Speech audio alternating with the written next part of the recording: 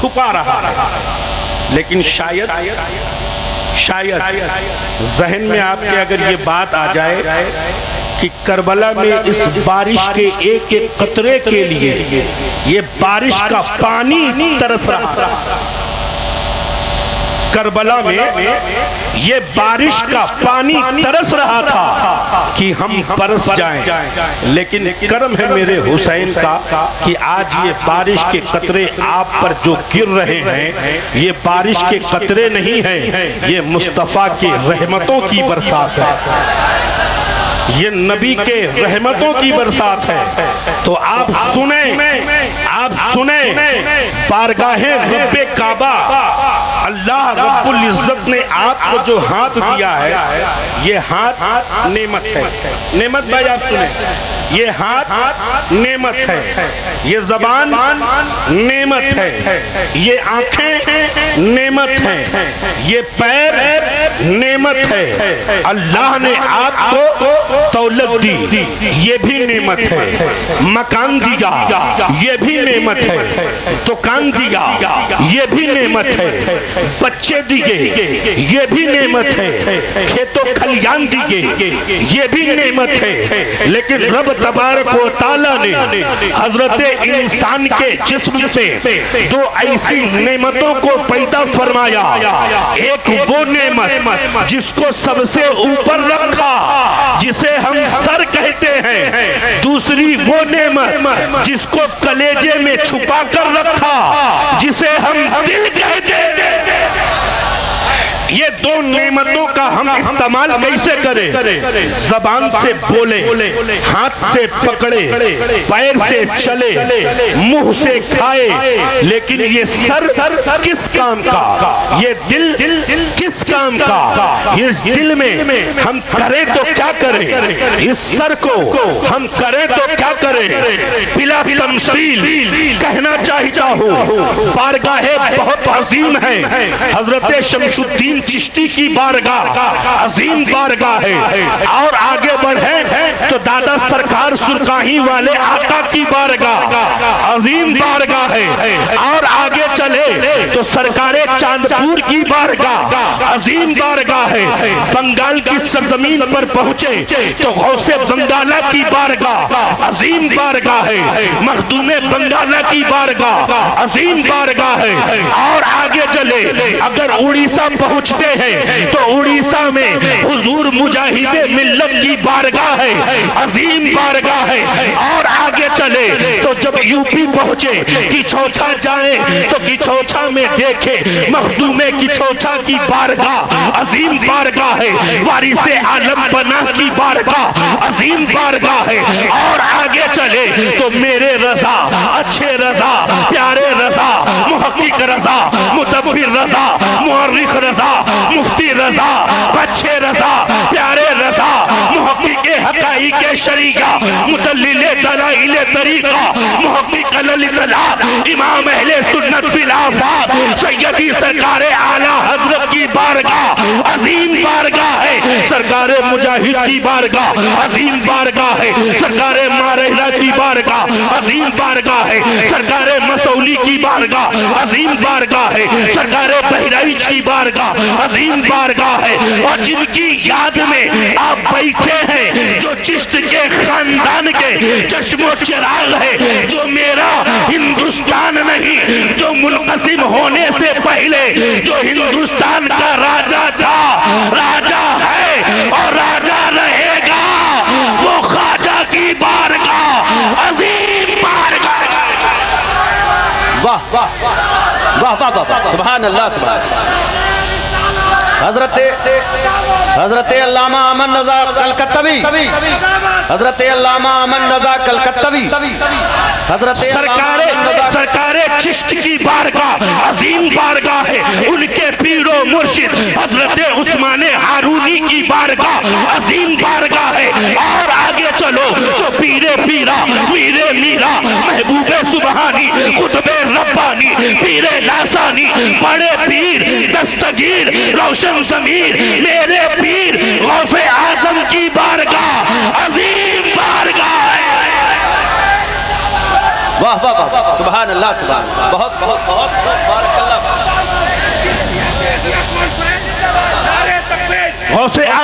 بارگاہ عظیم بارگاہ ہے، ان کے جد امجد امام حسین کی بارگاہ عظیم بارگاہ ہے، امام حسن کی بارگاہ عظیم بارگاہ ہے، اور ان کے بابا جسے ہم کہتے ہیں حیدر کرار فاتح خیبر داماد پیغمبر، ارے امام حسین کے بابا علی کی بارگاہ عظیم بارگاہ ہے، مولا کردگار کی بارگاہ عظیم بارگاہ ہے، امام حسین کی بارگاہ عظیم بارگاہ ہے، عثمان غنی کی بارگاہ عظیم بارگاہ ہے، عثمان غنی کی بارگاہ عظیم بارگاہ ہے، سلمان فارسی کی بارگاہ عظیم بارگاہ ہے، ابو ہریرہ کی بارگاہ عظیم بارگاہ ہے، لیکن ان تمام بارگاہوں میں رب نے دو عظیم بارگاہیں بنائی ہے، ایک بارگاہ وہ خود جسے کعبۃ اللہ کہا جاتا ہے، اور دوسری بارگاہ جسے مدینۃ الرسول کہا جاتا ہے۔ اے یہاں کے غیور مسلمانوں، اللہ نے تمہیں دو نعمتیں عطا فرمائی ہے، ایک سر دیا ہے اور ایک دل دیا ہے، جو تمام نعمتوں میں سب سے زیادہ عظیم ہے۔ تو امن رضا قادری کہے گا اس سر کو کعبہ کے حوالے کر دو اور اس دل کو مصطفیٰ کے حوالے۔ نعرہ تکبیر، نعرہ رسالت، خطیب الہند حضرت علامہ امن رضا کلکتبی۔ اس دل کو کہاں رکھیں گے؟ بھول گئے؟ سر کو کعبہ کی بارگاہ، کعبہ۔ اچھا ایک بات بتائیے، دماغ کہاں ہے؟ گھٹنے میں؟ کہاں ہے؟ کہاں ہے؟ سارے لوگ مل کر بولے، سارے لوگ۔ دماغ گھٹنے میں ہے، پیر کے تلوے میں، ارے ہتھیلی میں، کلیجے میں، پیٹ میں، جسم میں، دماغ کھوپڑی میں ہے۔ توجہ چاہتا ہوں، تمام اہل علم کی توجہ چاہتا ہوں۔ دماغ کہاں ہے؟ کھوپڑی میں۔ کہاں ہے؟ کہاں ہے؟ سارے لوگ مل کر بولے، سارے لوگ مل کر بولے، دماغ کہاں ہے؟ کھوپڑی میں۔ ایک جملہ نعمت رضوی کے حوالے کرنا چاہتا ہوں، سنیں آپ لوگ، حوالہ ان کا ہے۔ دماغ کھوپڑی میں ہے، لیکن صرف دماغ اگر کھوپڑی میں ہے تو وہ ابو جہل بنتا ہے۔ دماغ صرف کھوپڑی میں ہے تو اتبا بنتا ہے، دماغ صرف کھوپڑی میں ہے تو شیبہ بنتا ہے، دماغ صرف کھوپڑی میں ہے تو یزید بنتا ہے، دماغ صرف کھوپڑی میں ہے تو اشرف علی بنتا ہے، دماغ صرف کھوپڑی میں ہے تو رشید احمد گنگوہی بنتا ہے۔ اور یہی دماغ دل کے ساتھ ساتھ، سر کے کھوپڑی کے ساتھ ساتھ اگر دل میں اتر جائے تو ابو بکر بن جائے، عثمان غنی بن جائے، مولا کردگار بن جائے، سلمان فارسی بن جائے، عثمان غنی بن جائے، غوث اعظم بن جائے، خواجہ پاک بن جائے، میرے رضا بن جائے، اچھے رضا بن جائے، اور حضرت شمس الدین چشتی بن جائے۔ اس کی تعلیم، اس کی دلیل صرف یہ کہنا چاہوں گا کہ فرقے گلی گلی تباہ، ٹھوکریں سب کی کھائے کیوں، دل کو جو عقل دے خدا تیری گلی سے جائے۔ قرآن نے کہا رضی اللہ عنہم ورضوہ عنہ، اللہ ان سے راضی ہے اور وہ اللہ سے راضی ہے۔ نہیں بولیے گا، نہیں بولیے گا۔ ارے ایک تو جوڑے بولے دن نکی ہو بے، کچھو ہو بے نا، اپنا کچھو جا بے نا، جوڑے بولے دی، سارے لوگ مل کر مسکرا کے بول دی۔ قرآن ہے کیا؟ قرآن ہے کیا؟ قرآن ہے کیا؟ ماشاءاللہ تمام فتح آباد کے غیور مسلمانوں کی عزت و آبرو رکھ لی انہوں نے۔ اب ان کا مکان یہاں ہے کہ کہاں ہے مجھے تو معلوم نہیں، یہی ہے ماشاءاللہ۔ ان کے لیے دعا کر دیجیے، اللہ انہیں عشق رسول کا وہ چراغ روشن کر دے ان کے دلوں میں کہ جب گردن جھکائے مدینہ دیکھ لے. سبوں کے دلوں میں اللہ وہ عشق پیدا فرما دے. ارے سبحان اللہ کہیے کہ کچھ بگڑ جائے گا. اللہ آپ سبوں کو کروڑ پتی بنا دے. اچھا آپ کے مطلب کی بات ہو تو بھی نہیں بولیے, مطلب کی بات ہے نا. قرآن کیا ہے؟ کتاب ہے, رب کا کلام ہے. یہ وہ قرآن ہے نا جس کا دیکھنا بھی ثواب ہے. مت بولیے, کوئی ضرورت نہیں ہوتی, نہیں بولنے کی کوئی ضرورت نہیں, صرف مسکرائیے. جسے چھونا بھی ثواب ہے, جسے چومنا بھی ثواب ہے, جسے دیکھنا بھی ثواب ہے. لیکن افسوس کا مقام ہے کہ ہم میں سے کتنے ایسے ہیں جو قرآن پڑھتے ہیں, کتنے ایسے ہیں. اللہ ماشاء اللہ. قرآن پڑھو, قرآن پڑھو, اپنے بچوں کو پڑھاؤ. میں یہ نہیں کہتا کہ اپنے بچوں کو ڈاکٹر نہ بناؤ, توجہ کے ساتھ. میں یہ نہیں کہتا کہ اپنے بچوں کو پروفیسر نہ بناؤ. میں یہ نہیں کہتا کہ اپنے بچوں کو انجینئر نہ بناؤ. میں یہ نہیں کہتا کہ اپنے بچوں کو وکیل و جج نہ بناؤ. میں یہ نہیں کہتا کہ اپنے بچوں کو IPS نہ بناؤ. اللہ توفیق دے تو اپنے بچوں کو ڈاکٹر بھی بناؤ. اللہ توفیق دے تو اپنے بچوں کو IPS بھی بناؤ. اللہ توفیق دے تو اپنے بچوں کو پروفیسر بھی بناؤ. اس کے لیے دوسرے کے یہاں نوکری کرنی ہو تو کریں, 8 گھنٹے کے بجائے 12 گھنٹہ کام کرنا ہو تو کریں, لیکن اپنے بچوں کو پڑھائیں. اس سے پہلے ڈاکٹر بنانے سے پہلے, انجینئر بنانے سے پہلے, پروفیسر بنانے سے پہلے, IPS بنانے سے پہلے, سب سے پہلے اپنے بچے کو حافظ قرآن بناؤ. اپنے بچوں کو سب سے پہلے کیا بناؤ؟ حافظ قرآن بناؤ. تو قرآن رب کا کلام, یہ وہی قرآن ہے نا جس کو حضرت جبریل امی لے کر بارگاہ رسول اکرم میں آئے. یہی قرآن ہے نا جس کو مصطفیٰ نے پڑھ کر سنایا, صحابہ نے کبھی اونٹ کی ہڈیوں پر کبھی پتھروں پر لکھتے رہے. یہ وہی قرآن ہے جسے جو حفاظ کے سینے میں موجود ہے.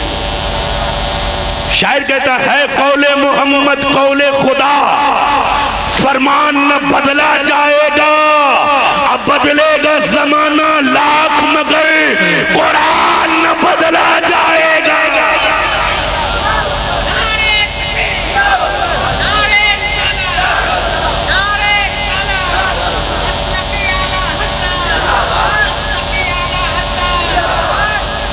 یہیں پہ ٹھہر جائیے, ایک بات بتا دیجیے. درود شریف یاد ہے آپ لوگوں کو؟ اللہ, ارے بولیے نا بھائی, شرما کہہ رہے ہیں, شرمائیے مت, شرمائیے مت. درود شریف یاد ہے؟ زور زور سے پڑھیے, زور زور سے. اللہم صلی علی سیدنا مولانا محمد وآلہ وبارک وسلم صلاۃ و سلام علیک یا رسول صلی اللہ تعالی علیہ صلی اللہ تعالی علیہ وسلم. آپ نے کیا پڑھا؟ بہت نازک مرحلہ ہے یہ وقت جو ہے نا, بہت خطرناک ہے, اس لیے پوچھ رہا ہوں. آپ نے کیا پڑھا؟ کیا پڑھا؟ درود شریف.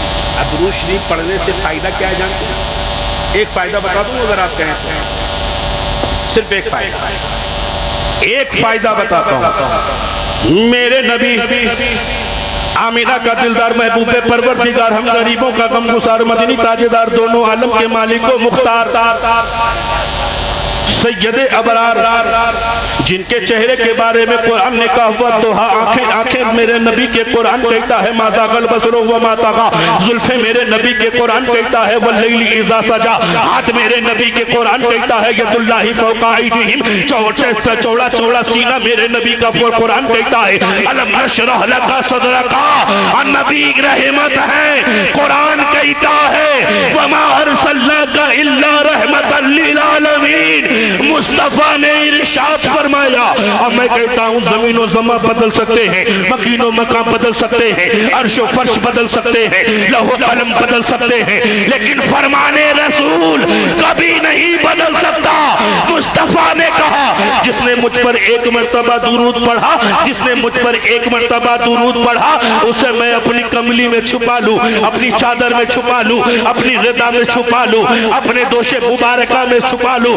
میں پڑھ ہی رہا تھا کہ کسی نے میرے کلائی کو پکڑا اور کہنے لگا امن آخر معاملہ کیا ہے یا سعد اللہ, یہ جو آپ فتح آباد میں بیٹھ کر جلسے جشن شیخیہ چشتیہ کانفرنس میں یہاں جتنے لوگ بیٹھے ہیں کیا یہاں کے لوگوں کو بیوقوف سمجھ رکھا ہے؟ میں نے کہا ہرگز نہیں, ارے ان میں پڑھے لکھے لوگ ہیں, اس میں پڑھے لکھے پڑھے لوگ ہیں, کوئی ڈاکٹر بھی ہوگا, کوئی پروفیسر بھی ہوگا, کوئی انجینئر بھی ہوگا, کوئی اعلیٰ تعلیم رکھنے والا بھی ہوگا, لیکن معاملہ کیا ہے, کہنا کیا چاہتے ہو؟ اس نے کہا آخر یہ بتا. مصطفیٰ نے کہا جس نے مجھ پر ایک مرتبہ درود پڑھا اسے اپنے کملی میں چھپا لوں, اپنی چادر میں چھپا لوں, اپنی ردا میں چھپا لوں. وہ کہنے لگا میں نے کہا یقیناً یہ سچ ہے, نبی نے جو کہہ دیا وہ حق ہے, وہ کہتا ہے. آخر تمہارے نبی کی چادر کتنی بڑی ہے؟ زیادہ سے زیادہ ہوگی تو 4 میٹر کی, زیادہ سے زیادہ ہوگی تو 10 میٹر کی, زیادہ سے زیادہ ہوگی تو 20 میٹر کی.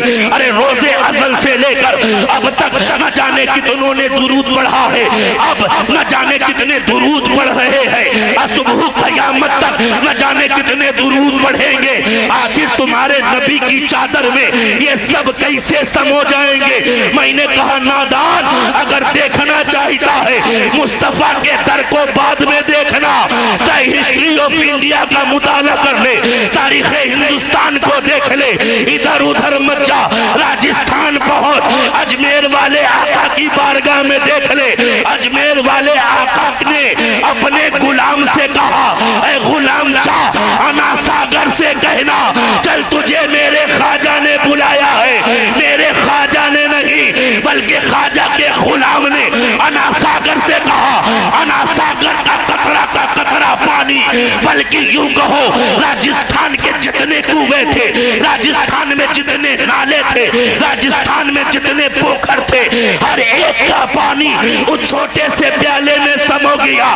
تو میں نے کہا جب ان کی گدا بھر دیتے ہیں شاہان زمانہ کی جھولی, محتاج کا جب یہ عالم ہے, مختار کا عالم کیا ہو؟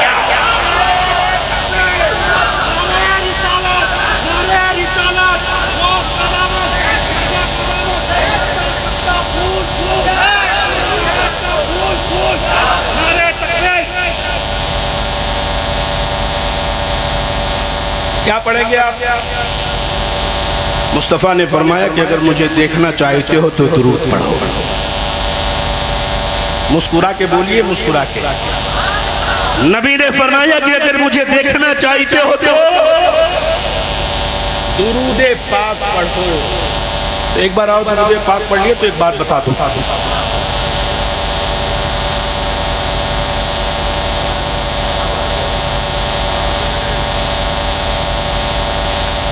صلی اللہ تعالیٰ علیہ وسلم. زور سے بولیے, زور سے بولیے, زور سے بولیے, زور سے بولیے, اور زور سے بول سے. صلی اللہ تعالیٰ علیہ وسلم. مصطفیٰ جلوہ فگن ہے. کون؟ مصطفیٰ جلوہ فگن ہے. مسکرا کے بولو. نبی کا نام آئے غلام نبی خاموش رہے, ممکن نہیں ہے. عشق ہے تو عشق کا اظہار ہونا چاہیے, ہر گلی ہر کوچے میں پرچار ہونا چاہیے. نبی جلوہ فگن ہے. صدیق کی صداقت بھی ہے, فاروق کی عدالت بھی ہے, مولا علی کی شجاعت بھی ہے, عثمان غنی کی سخاوت بھی ہے, ابو ہریرہ کی محبت بھی ہے, سلمان فارسی کا عشق بھی ہے, صحابہ کی صحابیت بھی ہے. سب مؤخر صحابہ جلوہ فگن ہے. حضرت جبریل امی بارگاہ رسالت میں حاضر ہوتے ہیں. حضرت جبریل امی بارگاہ رسالت میں حاضر ہوتے ہیں. عرض کرتے ہیں یا رسول اللہ. آپ کب بولیں گے یا رسول اللہ؟ زور سے بولیے, زور سے. ہم مجھے سنانے کے لیے مت کہیے گا، کیونکہ آپ جس کو بلا رہے ہیں وہ میرے رسول آپ کے پاس، آپ کے یہاں جلوہ فگن بھی ہے، وہ ہمیں جان بھی رہے ہیں، پہچان بھی رہے ہیں۔ مسکرا کے بولو۔ جبریل امین نے کہا یا رسول اللہ، یا حبیب اللہ، اگر آپ کہیں تو ایک بات بتا دوں۔ مصطفیٰ کے لب پر مسکراہٹ، نبی نے تبسم فرمایا، نبی نے تبسم فرمایا۔ جب نبی مسکرائے تو بریلی کا امام بولا، پتلی پتلی گلے خود کی پتیاں، ان لبوں کی نزاکت پہ لاکھوں سلام۔ نبی سب جان رہے ہیں جبریل کہنے والے کیا ہے، جبریل بتانے والے کیا ہے، جبریل ہمیں کیا میسج دینا چاہتے ہیں۔ لیکن تعلیم امت کے لیے مصطفیٰ نے فرمایا جبریل بتا کہنا کیا چاہتا ہے، جبریل بتا کہنا کیا چاہتا ہے۔ حضرت جبریل امین نے عرض کیا یا رسول اللہ، میں کاشان رحمت کے طرف سے رب کے پاس سے آ ہی رہا تھا۔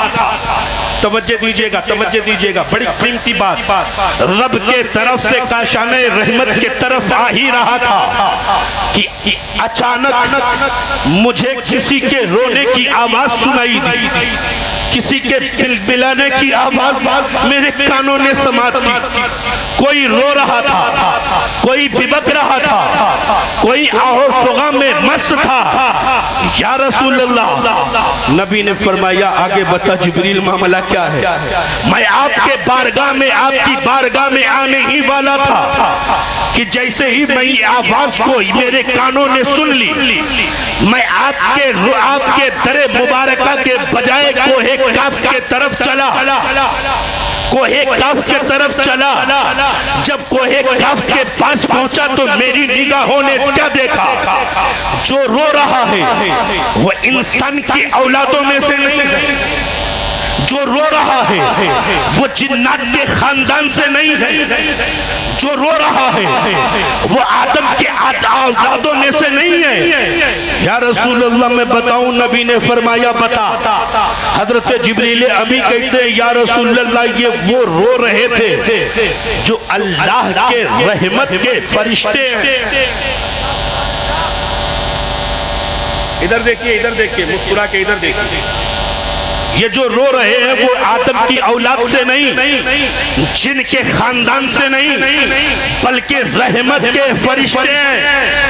اور یہ فرشتے وہ فرشتے ہیں کہ جب آپ شب معراج جب اللہ کے قرب میں جا رہے تھے، پہلے آسمان کو آپ نے پار کیا، دوسرے کو پار کیا، تیسرے آسمان کو پار کیا۔ جب چوتھے آسمان کو آپ پار کر رہے تھے، یہ وہی فرشتہ ہے جو تخت پر بیٹھا ہوا تھا۔ اور اس فرشتے کا کمال رب نے وہ رکھا ہے کہ اس فرشتے کے غلامی کے لیے 70,000 فرشتوں کو تعینات رکھا کہ اس فرشتے کی غلامی کی جائے۔ اور اس فرشتے کا ایک کمال اور ہے کہ یہ فرشتہ جب جب سانس لیتا تھا، اللہ رب العزت اس کے ہر ایک سانس کے بدلے ایک فرشتے کو پیدا کرتا، ہر ایک سانس کے بدلے ایک فرشتے کو پیدا کرتا۔ نبی مسکرا رہے ہیں، جبریل بتا، جبریل بتا۔ حضرت جبریل امین نے کہا کہ جب میں اس رحمت کے فرشتے کے قریب گیا تو رحمت کے فرشتے نے کہا اے بلبل سدرا، جا میرے لیے اللہ کی بارگاہ میں سفارش کر دے کہ میرا وہ مقام پھر سے مجھے واپس مل جائے جو مقام مجھے پہلے ملا تھا، جس مقام پہ میں پہلے تھا۔ حضرت جبریل امین رسول کائنات سے عرض کر رہے ہیں۔ حضرت جبریل امین اس فرشتے کی بات کو سن کر رب کی بارگاہ میں پہنچے، اور جب رب کی بارگاہ میں پہنچے تو رب نے کہا اے جبریل، جاؤ اس فرشتے سے کہہ دے اگر سلامتی چاہتا ہے، اگر وقار چاہتا ہے، اگر منصب چاہتا ہے تو کچھ کرنے کی ضرورت نہیں ہے، صرف میرے مصطفیٰ پر درود پڑھ لے،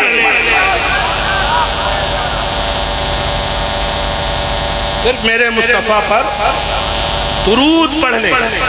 کیا کر لے؟ درود پڑھ لے. حضرت جبریل امین رب کی بارگاہ سے فرشتے کے قریب آئے قریب. حضرت جبریل امین نے فرشتے سے کہا کہ اللہ کا فرمان ہے نبی پر درود پڑھ تجھے کھویا مقام مل جائے گا. بول دیجئے. ہاں آج نہیں بولیے گا تو کل پچھتائیے گا. میں کچھ نہیں جانتا.